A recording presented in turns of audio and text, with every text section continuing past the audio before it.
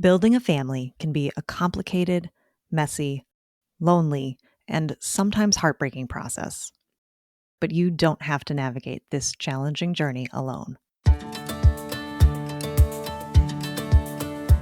Welcome to the AllPaths podcast, where we support and celebrate all of the different ways there are to grow your family.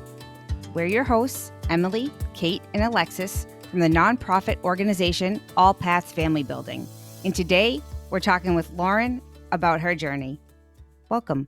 Hi, I'm so excited to be here. So some of our listeners might recognize you as one of our fabulous co-chairs from last year's walk. And we are so excited to have you back as co-chair for this year's Footsteps for Family Building walk in October. But before we get into your family building story, can you just give a quick intro? Sure. Lauren Delaney. I live south of Boston. My pronouns are she, her, hers. My husband, Ryan, and I have been together since 2009, married since 2012, and we have two rainbow babies as a result of IVF. Madison, who is almost 7, and Jack just turned 2. So, Lauren, can you tell us a little bit about how that process of building your family started? Sure. So when Ryan and I met in 2009, he was actually embarking on his first kidney transplant. So to make a long story short, Ryan was born with 3 congenital defects of his urinary tract system. He went septic at 6 months old and eventually needed 10 surgeries before he was 10 years old. One of his kidneys grew and one didn't, and they knew eventually he would need a kidney transplant. And about 5 to 6 months into dating, I remember like the sort of exact moment where Ryan sort of shared like he wasn't sure whether or not he'd be able to have kids on his own as a result of all the surgeries that he had had, and his doctors had told him that kind of over the years. And I said, we'll figure it out. And so we knew pretty early on that we would end up together. And then we were still dating, still pre-engagement. He's going through the transplant process. And when he started the kidney transplant process, one of his goals was to get off of the anti-rejection type meds because they provide a lot of other side effects, and you're more susceptible to, a variety of cancers. So his first goal was to be part of a clinical trial study, but he didn't want to be a guinea pig. So he was waiting for sort of like the second phase of patients. And in the meantime, they had said, well, one of the drugs you're going to get is like chemotherapy that could wipe out your fertility. So we suggest that you go to a fertility bank and preserve some sperm. So that was kind of a challenging conversation. And honestly, it took a little bit of convincing. And then we sort of like joked that, well, maybe we should just try to have a baby now. And if we only knew, and then side note, because of how difficult it is and how straining on a relationship, a marriage, having children is, I'm really glad that we did not do that in 2010. So we did bank some sperm, and we knew that it was there for backup, but we didn't know if we would have to use it or not. So that's kind of like how our like initial journey began. Thank you for sharing. So you had that initial fertility conversation when you weren't ready to start building your family. What happened next? What led to you transitioning from, okay, we know this will be challenging, but we're not ready yet, to, okay, let's get started? Yeah, so basically like a year later, the clinical trial he was hoping for got canceled, but another one came up. So he successfully had his first kidney transplant August 2011. We got engaged 2 months before that. So we planned our wedding, moved in together, got married and all that stuff, eventually bought a house. And neither one of us were really ready to like have kids. We wanted to enjoy our marriage and, all that stuff. Some people dive right into it. We wanted to take some time. Then both of our siblings were having children.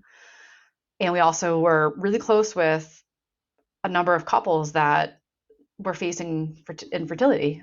And so one couple in particular had like a really like just heartbreaking process. My own sister she had experienced diminished ovarian reserve, and she was going through it, experiencing losses. And so it kind of just pushed me to have a conversation with Ryan. So like fast forward 4 years after marriage, it was like, summer of 2016. And I was like, we haven't prevented anything, and we know that you are likely going to have issues. And I was like sort of secretly timing, my cycles and everything like that. Let's just go talk to a specialist. I'm making an appointment. I'd like you to come with me. We'll bring the paperwork from your sperm analyses. And how did that initial appointment with the fertility clinic go? He sort of like immediately was like, you have a 0% chance of getting pregnant on your own based on Ryan's sperm analysis. We had 8 vials that were banked. And so we like officially kind of kicked off like all the testing fall of 2016, and December, I had my first egg retrieval. So you had already been through a lot as a couple before you even started fertility treatment. And as anyone who has navigated treatment with a partner knows, it can be a tough process, logistically, physically, emotionally, but also it can be tough on your relationships. How did you navigate that piece together? So I think like when you start out, it's so overwhelming, like all of the terminology, all of the medicine. How do you keep this organized? How's this all going to work? Insurance, what a pain. And so in our marriage, I think I'm definitely like the organizer, like the doer when it kind of comes to all of those things. And a lot of the process in a heterosexual couple like lands on the female. So a lot of it was on me. And I know that Ryan wanted to find ways to kind of support me. So we would find, small ways for him to be able to do that. So I handled like the insurance and like the organization of my meds and ordering them and all that stuff. But Ryan made sure to come to the appointments with me. He made sure to listen to the nurse who told us how to do the meds, what all the other ones were in the YouTube videos. And then we created like a nightly ritual where in our kitchen, Ryan would get my ice packs ready. I would ice like my like belly before all the shots. He was in charge of the alcohol wipe swabs and get them ready to go. And we had like a whole system and then I would stand at the kitchen counter and I would do the injections myself. I know some people like prefer not to do them, but I felt like in control, I guess, doing them myself. And so Ryan was involved in that like every single night. And then afterwards, I would have my double stuffed Oreos and milk. And finding small ways to make your partner feel part of the process when they feel like they can't be, I think is really important. And then also finding that time to like disconnect from the process while you're through it, which can be really hard because at least for me, I was constantly thinking about it, like waiting for that phone call of like, how are things progressing? Do I have medication changes? When am I going to get my trigger shot time? So involving him in those steps where he could be, and then he would take the day off for my egg retrievals, and he would take me and he would be there waiting, take me home. We get something yummy for lunch and then just kind of veg out. And then same for like the embryo transfer. So yeah, those are ways which we try to kind of make time for ourselves.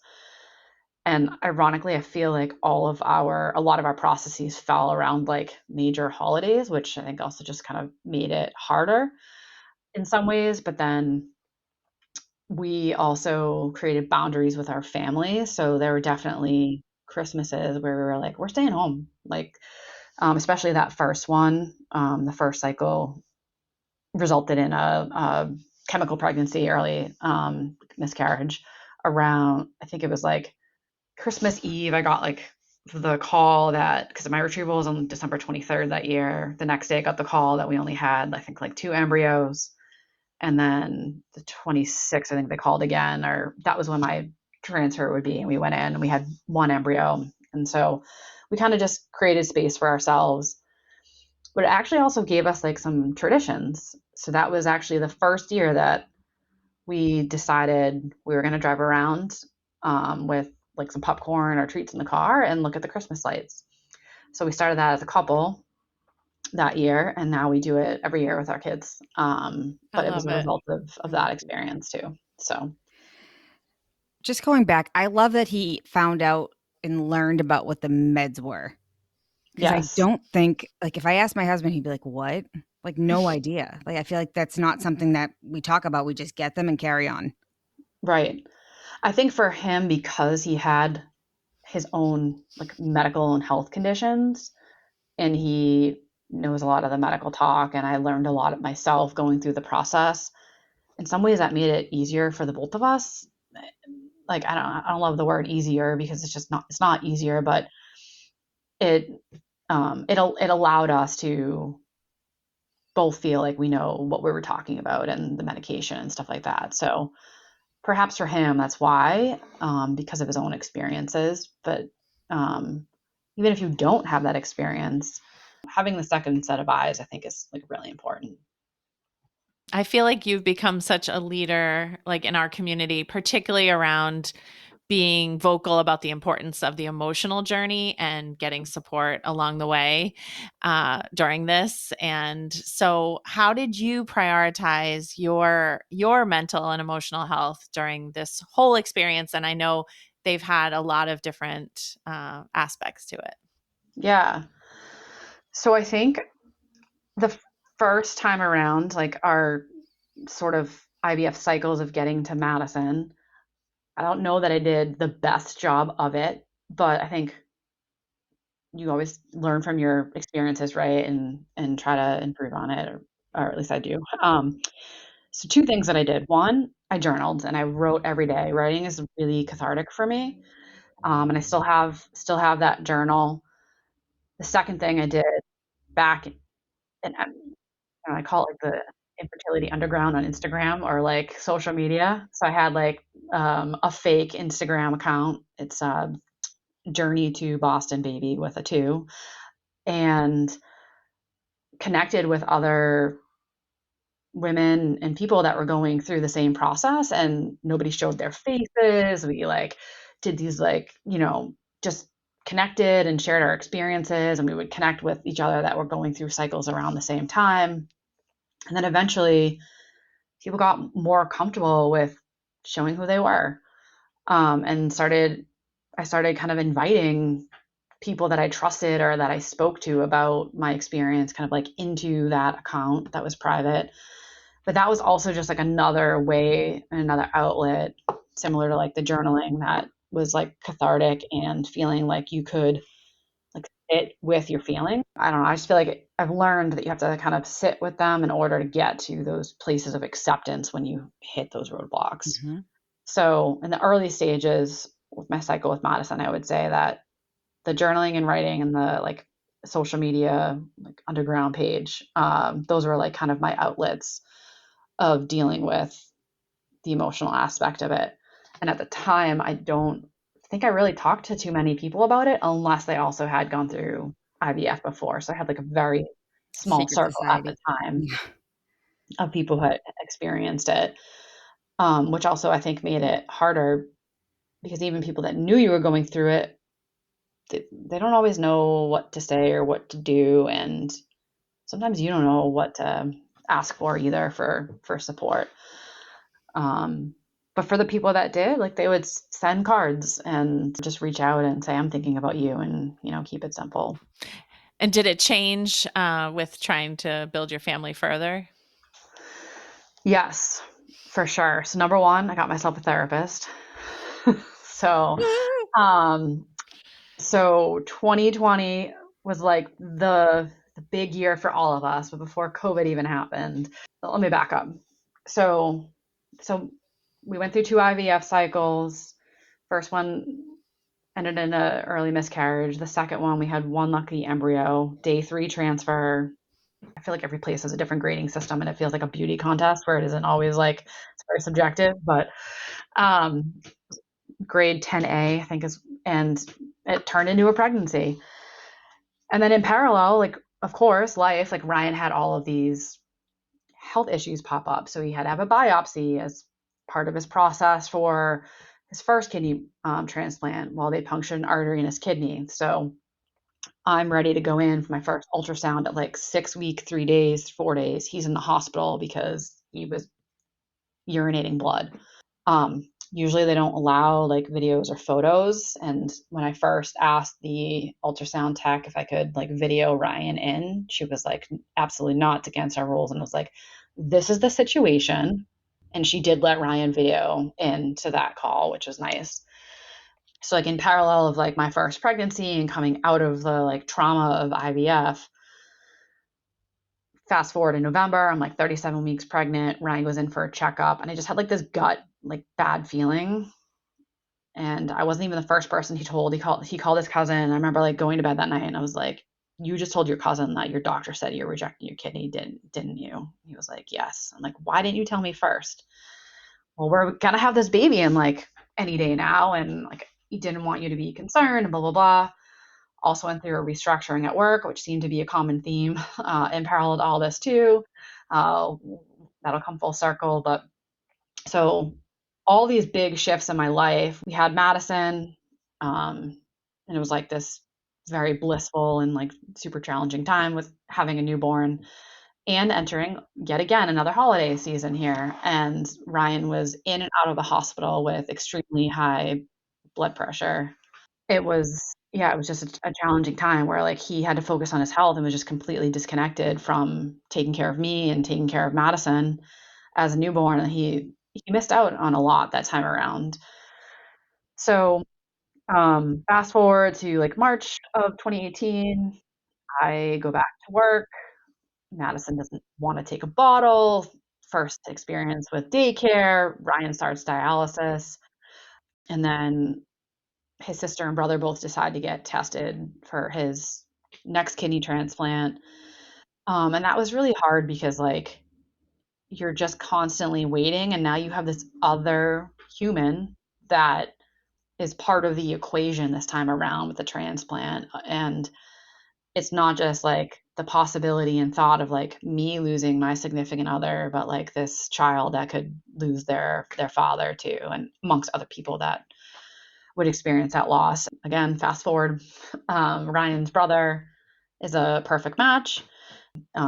Ryan's coming up on 6 years later this month with his brother's kidney.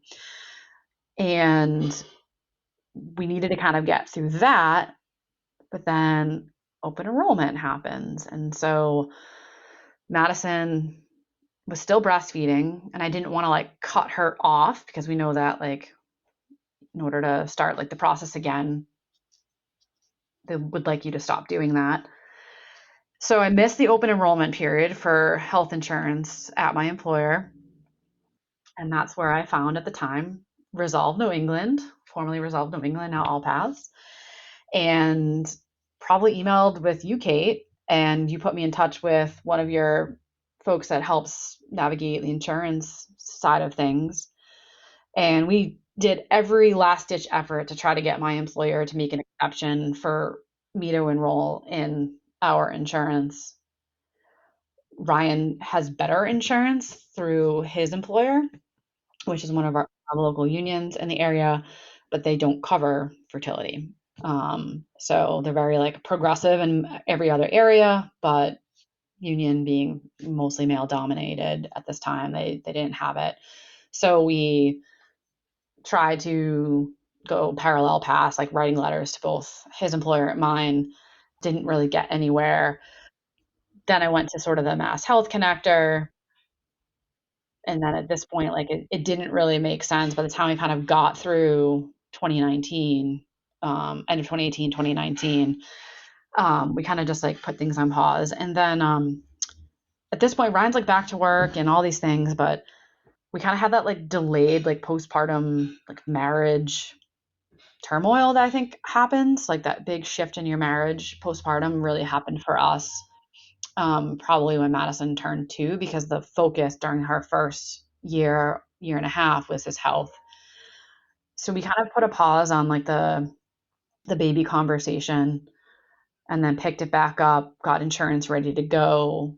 January 2020, we're still kind of going through this whole marriage thing. And I think Ryan would openly share that he wasn't sure that he would want more children. And that's when I joined my first peer group and went to the one and done, not by choice, to just connect with with others that were experiencing some sort of avenue of that, whether it was their partner and not themselves, or that was like their finite decision and they wanted to talk about it. For me, I didn't know if it was, but it just felt like the right group to talk to. And COVID hit shortly around that same time. And so it really just kind of was this huge barrier that I was just like, I don't know if I'll be able to have another baby. Like there's just a lot of things that were saying not right now. And COVID, with everything shutting down, I think shut down the hopes and dreams of many, because nobody was really doing any fertility treatments at that time. So Yeah, I don't think anyone had global pandemic interrupting fertility treatments on their bingo card. It was a lot for a lot of people, and it sounds like it's been an especially difficult road for you. Thank you for sharing all of the things that you and Ryan have had to navigate together. How did you figure out where to go from there when, you had COVID, you had personal things going on, you had a toddler, and you were still coming off of, this incredibly impactful like health crisis that you just went through? How I'm amazed that you were even able to attend a support group. I don't think I would have known like what day it was, what time it was, what year it was. Where did you go from there? How did you kind of figure out what your next steps would be? So I think like the blessing of the pandemic in 2020 for Ryan and I was like Ryan got furloughed. We were able to like keep Madison with the caregiver at the time, so that we still kind of kept her in her routine. But then we got ourselves a couples therapist, and that helped us to just reconnect and talk through things, figure out how to sort of navigate that tough decision of like, do we have another baby? Do we not? Especially when we were divided on it. And eventually I would say we got there by like August, where Ryan was kind of on board again. Because I think it was going to be like a potential game changer for me if that wasn't going to be a possibility. And we would have had to maybe have a different conversation of where things might go. So I think that's one. And then the second, I don't know, maybe this is like a fault of mine, or like, I don't know, I want to call it like a weakness, but when I'm going through difficult times, I turn this sort of like, how can I help others that are going through something that sort of indirectly then helps me? And so like on one hand, I'm not focusing on myself, I'm focusing on others, which is something I would try to work on. But started having conversations in my workplace about, we have all these other like support groups. We have like our core employee resource groups, and then each of those have different work streams. There's a gap for family building. So started the work probably at this point now, it's like end of 2020. So then Ryan and I finally made the decision, like we're going to hop into another IVF cycle and have another baby. So that process started like September, October. We could get all the testing out of the way so that we were ready to go for January 2021 and use the Mass Health Connector for insurance. And then launched April 2021 during National Infertility Awareness Week, a community support group at work called Pathways to Parenthood. And so that then became this cathartic outlet for me of creating this community and helping others. And it was basically a mix of like a variety of programming. Essentially, we kind of kicked off with blogging. So we had 2 weeks of employees telling their stories. And then every month, essentially, we've kind of come up with a different theme. And so trying to think of all the different aspects of family building outside of just like IVF, and having employee volunteers blog about it. We've done like storytelling and leadership panels. So that was the other great thing that kind of came out of it. It wasn't just like employees at the quote lower levels of the organization talking about their experiences. There was leaders of all different shapes, sizes, from different business units, like just diverse stories, diverse perspectives, diverse demographics, telling their stories to sort of demonstrate that so many people go through family building challenges and journeys. And it just created this like really special space. And as we were launching and building it in 2021, that's when we were also in parallel going through our next sort of rounds of IVF to have our second child. And it was a lot more challenging than the first time around. So it was sort of like good timing to have that outlet. And I sort of continued to be like one of the core like employee bloggers and storytellers on our panels and stuff like that. So that kind of became my outlet.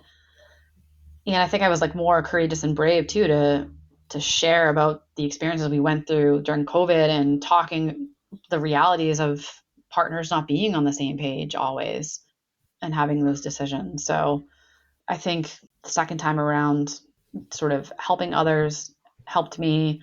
Still journaled, still did writing as an outlet. Had my own personal therapist this time around. I've been with now for almost 5 years, and we had our couples therapist too. So, and Ryan continued to stay involved, but just continuing to do more and different things and find ways to find support for myself as well during the process. I really love that you took it to work and made it such a normal thing to talk about. Because oftentimes at work, you're going through these treatments and nobody knows, and your productivity can, not be at 100 every single day. And it's just really tough. And to have a team understand that and understand not even if they went through it, but that someone on their team might be, or if someone on their team confides in them, how hard it is. It's amazing. So I just love that so much. Yeah. So important. Going through a job change right now, but I think tomorrow's my last day at my employer, ironically.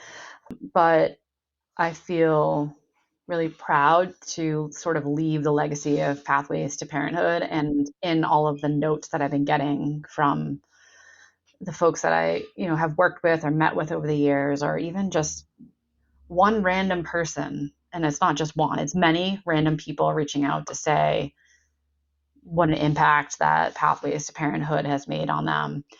Because ultimately, not only did it create the community, but we were able to bring in fertility IQ or inflection as a resource. Through my partnership with the benefits team, we were able to increase our fertility coverage. As we know, it's become more expensive, kind of post-pandemic too. So instead of maxing out after just the number of cycles you might have to take for one, it creates a little bit of space for someone to expand their family too, which was one of the blockers that we had, which is why it had to go elsewhere for insurance. And then the third thing that we were able to do is include pregnancy loss as part of our bereavement. So like particularly for those early losses where like a sort of parent leave type leave may not necessarily apply. So I believe birthing and non-birthing parents are included in that pregnancy loss. So they get up to 5 days for like the physical, emotional, mental. And we were trying to do like a more like broad sweep ask on just like loss for loved ones in general, including the pregnancy loss. So it was incremental. It wasn't all what we wanted to do, but it was this incremental change that I think at the end of the day amplified and acknowledged that this is something that should have space for grieving and not allow for an employee to have to use their like vacation bank for it. Well, that is so great. And it's a great legacy, and it also the actual leave is so helpful, but also just the, as you said, acknowledgement that it's something worth taking a pause for if you need one and want one, but having that space to do that without worry is such a validation that it is a loss and it is worthy of time and space to grieve. So yeah, Pathways to Parenthood in general is a great legacy for you. And don't ever call it a weakness ever again, because whenever you can help others and it helps you as well is like the best combination, and you do it in spades. So that is definitely not a weakness. So Thank you, Kate.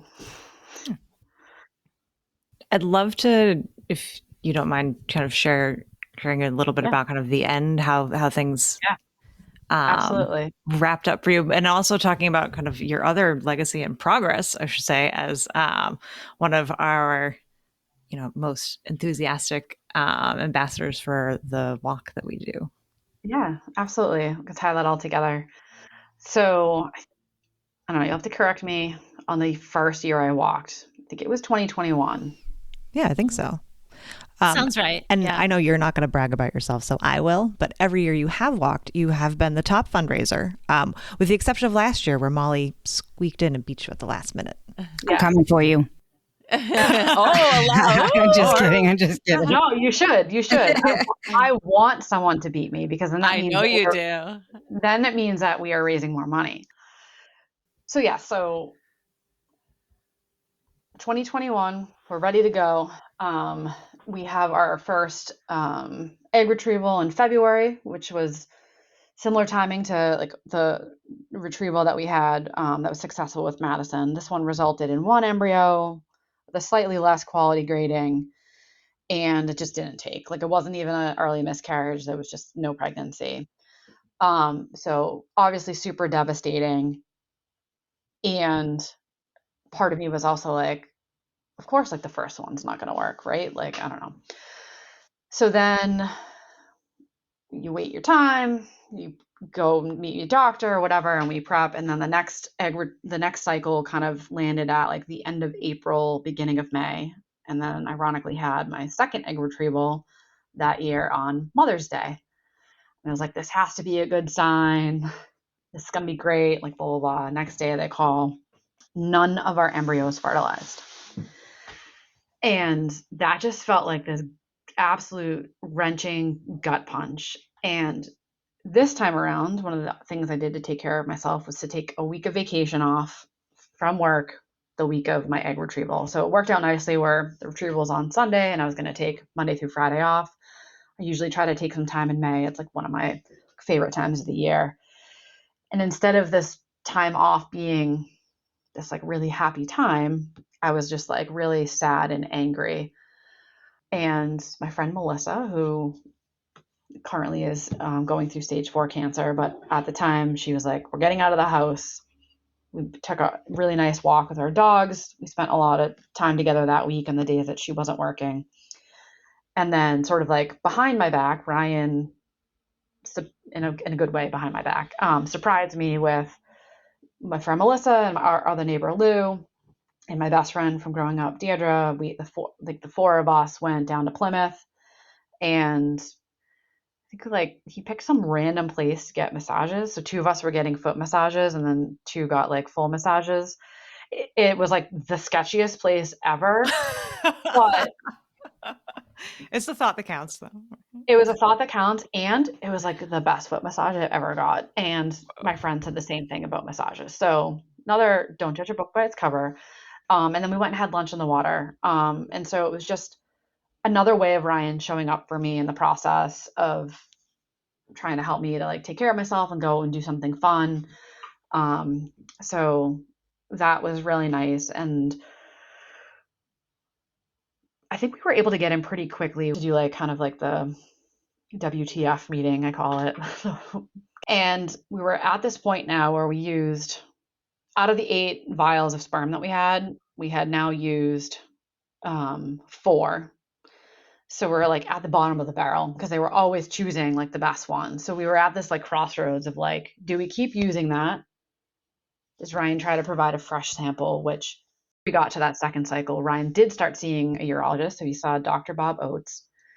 He's like, not to compare to God, but he's like one of the top urologists in the Boston area. And went to him, had like a couple of exams, and then basically like once we had that failed cycle with like no fertilization, and there was always a chance that there was like an egg quality issue, but given the information we had about Ryan's sperm, it was sort of like, well, it's maybe more likely a sperm quality issue. So July 2021, Ryan has the testicular sperm extraction procedure. So it's very similar in terms of like day procedure of vasectomy, but like kind of the opposite goal.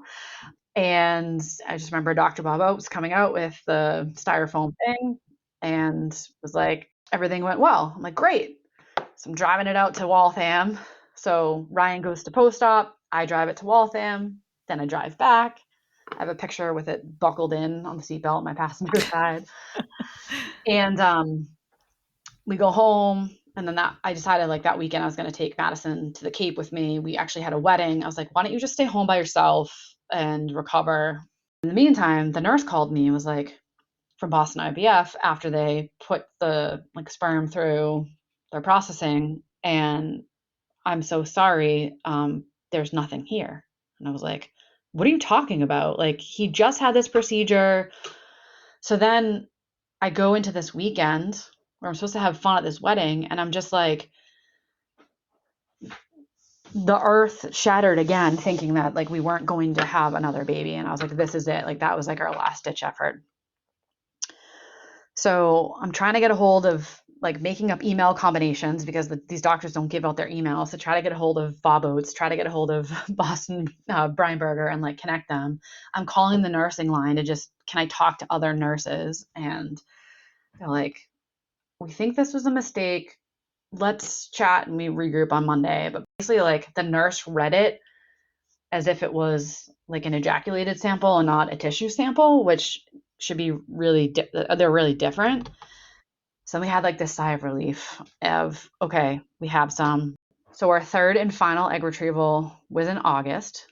And I also used Fertility IQ to just, I went through all of their web learnings to be like, what could I do for myself, right? Like if there was a possibility that I could improve my egg count or quality or whatever. So I ended up talking to Berger about doing a different trigger shot. So one thing that I learned along the way was not only does the trigger shot like preparing you for egg retrieval, but it's actually also helping with that like last sort of like growth maturity of your follicles. So instead of doing the overdrill, if I'm saying it correctly, trigger shot, we did the pregnal one, which I think is like 10,000 HCGs or like some high amount. And lo and behold, my hormones went out the window in a good way and had a lot more eggs, not enough to have 2 quality embryos. And then we had to do a freeze-all, but we never had 2 embryos before that made it to day 5 or 6, and we were able to freeze them. So I was disappointed in like the pause because I was hoping to do a fresh transfer and kind of keep it moving. But it was like a blessing in disguise, if you will, where we ended up with these two embryos. So while my hormones kind of like skyrocketed, which is why we couldn't do a fresh transfer because my body wouldn't be ready for the embryo, we transferred one in October. That ended in an early miscarriage. Transferred one in December. And at this point, I'm like, this is it. I'm done. I will come to acceptance of one and done, not by choice. But like this time around, it was a lot more physically draining and emotional that I sort of started this acceptance process. And then like I took that like at-home pregnancy test before my beta, and I was like, oh my God, I'm pregnant. And then went and got the blood test to confirm. And then that gave us Jack, August 2022. And our family is officially complete. As much as I would want more babies, it's just such a process to get there for so many reasons. But that's kind of how like we sort of ended things. We love it. We love it. Just so happy that not happy that you went through it, but happy that you're sticking around. That's the most, it's Yeah. to provide that support back. I find it for myself very therapeutic to help others, even after the trauma is, I guess, never really over, but when you're on the other side. Yes. So yeah, it's always a part of you, right? And thanks for the opportunity to share my story today. Thank you for sharing. You don't see, here, I don't hear about the side of, a medical condition causing this and then still struggling, right? Yeah. So it's not just, hey, we'll get the sperm, we'll do it later. There's still struggles. So it's still a lot that goes into it. So I appreciate you sharing that and to, make others not feel so alone. So yeah, absolutely. Echo Alexis, turning, that pain into purpose can be such a deeply healing thing for you, not just for the people that you're helping. So we really appreciate your openness and your willingness to kind of share what you've been through to help others. Along those lines, there are two questions that we like to ask all of our guests. And the first is, what is something that you would say to someone who is just starting out on their family building journey? And the second is, what is something that you wish people would stop saying when someone shares with them that they are struggling to build their family? So I'm going to start with the second one.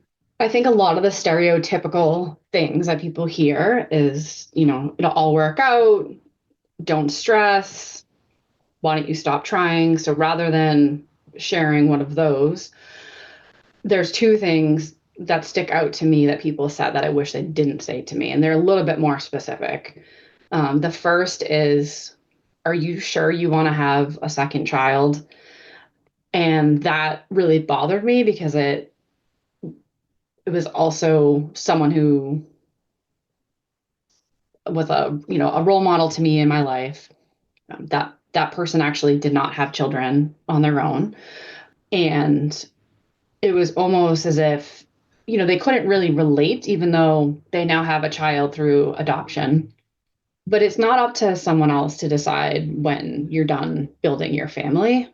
So that's one thing that stuck out to me. I think the second that someone said to me, and it bothered me at the time, but now that I'm on the other side of it, I think it's okay for me I'm okay with what they said.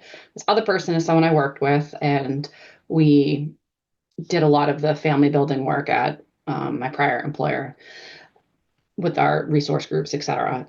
And they also went through infertility. In the journey to have Jack, or second, she said, you and Madison will be okay if you don't have another baby. That also bothered me because it was someone telling me how I should feel. And also, like, how do you know that? How do you know that that's something I would reconcile with? Now that I'm on the other side of it with my two children, I I I know that I would have been okay. Like, we would have we would have been okay. It's just, I think in both of those examples, it's just not okay for someone to question your own family building desires, or for someone to tell you that you'll feel a certain way or what have you. It's so invalidating. And now that I have two, and there are times where it's really difficult, I think about that the person said if I only had one, but that doesn't negate the fact that we worked really hard to have Jack. I love our family. Our family is now complete to what we feel is defined as complete, not what anyone else defines as. But it's a really hard journey, and for someone to invalidate how you're feeling about that, it can be really difficult. For the first one around beginning your family building journey, I think my biggest piece of advice, and this is hard, is try to live in the moment as much as you can and not plan for the future. It's supernatural. I also don't want to share advice that is kind of related to what I just said around like invalidation or telling someone how not to feel. So I'm kind of being careful, but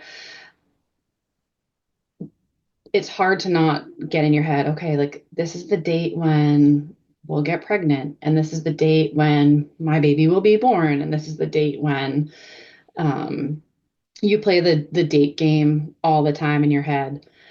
And I recently had this conversation with a friend of mine who they're on this journey to have a second baby as well, through a surrogate, egg donor. They're a gay couple. And this particular friend in the couple relationship is very much like me, where you're playing like the what if game, and just trying to remind that person to live in the moment, try to enjoy and get joy and happiness out of life, because you don't want to, like, there's a lot other things to help focus on to kind of get you through it. which is super challenging because there's a lot of waiting. There's a lot of dates involved. But I think just trying to live in the moment as much as you can just helps you to get through the journey. And I found journaling to be super cathartic and just writing in general. And I did a lot of blogging at my last employer for the family building support group that we did throughout my journey at different stages. And that was really helpful to me.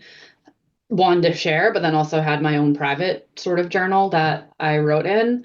And that allowed me to sort of like dump my feelings and dump what I was thinking while also sort of self-validating through that process, and try to really sort of enjoy life and make the most out of it.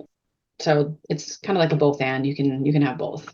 So I love that. That's great advice. Well, thank you so much, Lauren. And thank you to everyone who's listening. It is such a benefit, I think, to everyone listening to hear your wisdom and to hear your encouragement. So, among many other things, thank you so much for that. We hope you'll join us next time for more family building stories and resources. Be sure to subscribe wherever you listen to podcasts to make sure you never miss an episode. And follow us on social media at AllPaths FB, or visit our website, allpathsfb.org, for more information about our work. AllPaths Family Building is so grateful to the members of our circle of support who are vital to our ability to provide emotional support, education, and advocacy that is open to anyone struggling to grow their families. Today, we want to recognize and thank the Center for Advanced Reproductive Services, a FIRST fertility center. Thank you for joining us for this episode. Please help spread the word so that anyone who is struggling to grow their family can join the conversation. It's an honor to walk with you on your family building journey.